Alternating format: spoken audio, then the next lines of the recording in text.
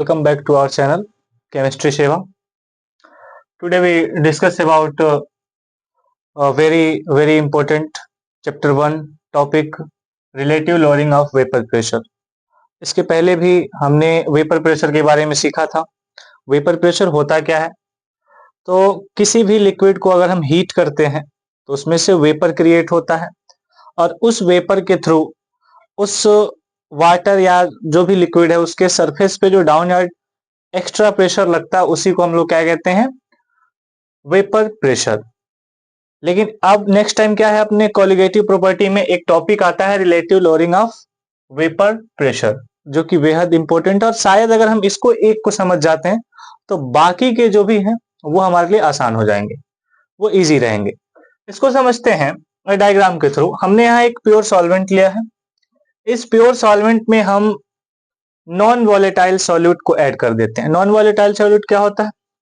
ये जिसका vapour create नहीं हो सकता, जिसका बेहद और सबसे शानदार एग्जांपल है NaCl, और जिसको हम अगर प्योर सॉल्वेंट वाटर ले लेते हैं, प्योर वाटर अगर उसमें ऐड करते हैं तो उस ऐड करने के दौरान ये हम पाते हैं कि वाटर तो वेपर क्रिएट करेगा, लेकिन ये जो नॉन वॉलेटाइल सॉल्यूट है ये वेपर क्रिएट नहीं करेगा। तो इन दोनों को ऐड करने के बाद, क्योंकि ये प्योर वाटर है तो इसका जो वेपर प्रेशर है अकेला है।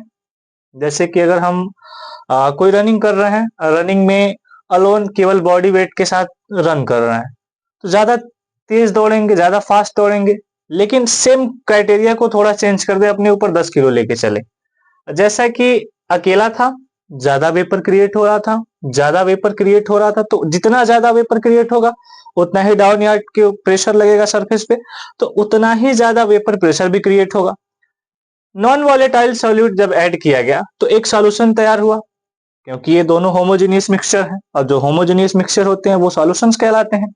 तो जैसे सॉल्यूशन बना, तो यहां हम देखते हैं सॉल्यूशन के थ्रू इसमें केवल प्योर सॉल्वेंट, जिसको हम ऐसा कह सकते हैं कि वाटर के पार्टिकल्स हैं, केवल वाटर के पार्टिकल्स हैं, वाटर के मॉलिक्यूल्स हैं, तो यही वेपर क्रिएट कर रहे हैं, इनके द्वारा ही वेपर प्रेशर क्रिएट हो रहा है। लेकिन जैसे नॉन वॉलेटाइल सॉल्यूट ऐड किए, यहां क्या हुआ कि ये जो पॉइंट वाला पोर्शन आपको दिख रहा है, ये पोर्शन डिनोट कर रहा है कि इसमें वाटर के भी पार्टिकल्स अवेलेबल हैं, वाटर के भी मॉलिक्यूल्स हैं, और इस नॉन वॉलेटाइल सॉल्यूट के भी पार्टिकल्स अवेलेबल हैं। जैसा कि अभी हमने कहा कि अगर अलोन हम किसी रेस में दौड़ते हैं केवल बॉडी वेट के साथ, तो शायद ज्यादा तेज भागेंगे, जैसा कि प्योर सॉल्वेंट है, और उसी के साथ हमारे ऊपर 10 kg और एक्स्ट्रा कोई वेट हमारे ऊपर रख दिया जाए, अब दौड़ेंगे तो क्या सेम क्राइटेरिया से दौड़ेंगे? बिल्कुल नहीं।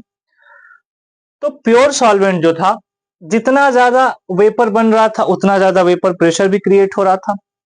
सेम तरह से जैसे volatile solute, non volatile solute add हुआ, तो क्या हुआ कि अब इसमें इधर सॉल्यूशन वाले पोर्शन में अपने पास वाटर के भी पार्टिकल्स, ये भी वेपर क्रिएट करेंगे, लेकिन क्या ये नॉन वॉलेटाइल सॉल्यूट जो NaCl इसका वेपर क्रिएट होगा? बिल्कुल नहीं।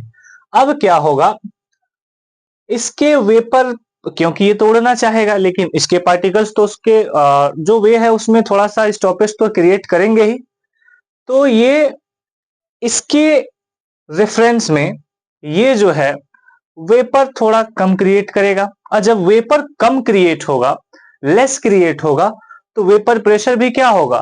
कम बनेगा। ध्यान से फिर से सुनिए कि वेपर प्योर सॉल्वेंट का ज्यादा था, अकेला था, तेजी से दौड़ रहा था, ज्यादा वेपर क्रिएट कर रहा था, ज्यादा वेपर प्रेशर भी बन रहा था। सेम तरह से नॉन वॉलेटाइल सॉल्यूट ऐड करके जब हमने सॉल्यूशन तैयार किया, तो सॉल्यूशन में वेपर के क्रिएशन में कमी आई, और ये थोड़ा सा डिक्रीजमेंट देखने को मिला कि वेपर कम बन रहा है। अब ये थोड़ा डिक्रीज हुआ, तो जब वेपर डिक्रीज हुआ तो जाहिर सी बात है वेपर प्रेशर भी क्या होगा? डिक्रीज होगा।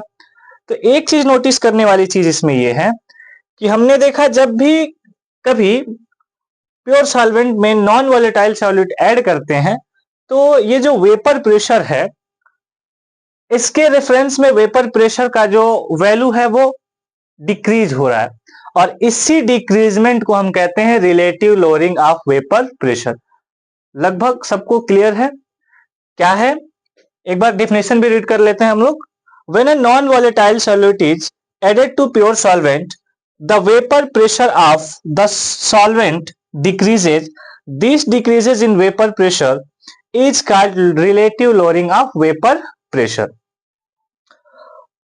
सेम बात कि अगर यहाँ वेपर ज्यादा क्रिएट हो रहा था, अब ये है प्रेशर को किससे डिनोट करते हैं, पी से। जब भी हम प्योर लेते हैं तो इस पे नॉट लगाते हैं। हमने इसको कहा P1 नॉट, लिक्विड वन है, तुमने कहा P1 नॉट, सॉल्यूशन है, इसको हमने कहा P1। क्वेश्चन ये अराइज होता है कि दोनों में से वेपर प्रेशर किसका ज्यादा होगा, दोनों के वेपर प्रेशर में क्या रिलेशन होगा। तो इसमें हम पाते हैं कि यहाँ वेपर प्रेशर हायर था, यहाँ लोअर था, क्योंकि इसमें डिक्रीजमेंट आई। तो हम सीधा सीधा कह सकते हैं कि P1 नॉट का वेपर प्रेशर क्या होगा, हायर होगा इस P1 से। ये इसका मेन थीम रहा। सीधा सा, बहुत ज्यादा फोकस दिमाग करने की जरूरत नहीं है, सिंपल सा एक टॉपिक है कि जब भी हम किसी भी प्योर सॉल्वेंट में नॉन वॉलेटाइल सॉल्यूट ऐड करते हैं तो सॉल्यूशन के पास उसके वेपर प्रेशर में डिक्रीजमेंट आती है। इसी डिक्रीजमेंट को हम क्या कहते हैं, relative lowering of vapour pressure.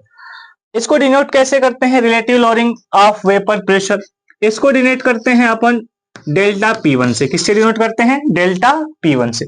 और डेल्टा P1 इक्वल्स टू होता है, ये रिप्रेजेंट करने का एक तरीका है। देखिए ध्यान से, कौन बड़ा है इसमें, P1 नॉट, क्योंकि ये ग्रेटर देन है P1 से, तो डेल्टा P1 इक्वल्स टू होता है P1 नॉट माइनस P1। ये इसका हम फार्मूला फाइंड करते हैं। तो उम्मीद करते हैं आपको ये चीजें समझ में आई होंगी, क्या चीजें कैसी थी। आप इसका स्क्रीनशॉट भी ले सकते हो। Thank you.